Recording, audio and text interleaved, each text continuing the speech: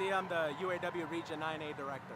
So why is labor out here? Like, a lot of people are saying, doesn't make sense. UAW doesn't represent Gaza. Why are you guys out here? We're here because, along with many other unions, we've been calling for a ceasefire, an immediate permanent ceasefire, since December. And the labor movement has come along because our members are calling for a ceasefire. In our union, the United Auto Workers, many of our members are Palestinian Arab American in Michigan.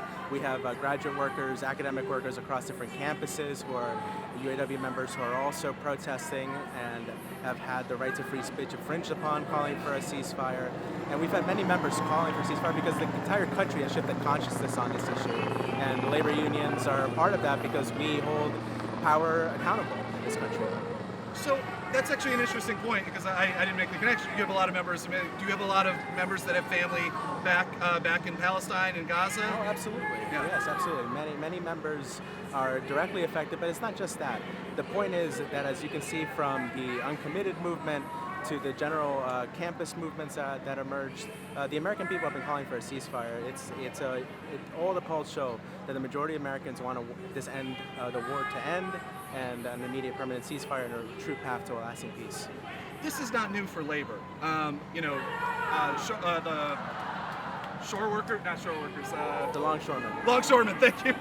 Longshoremen have a long history of and there's a lot of stories of history of solidarity with apartheid in South Africa.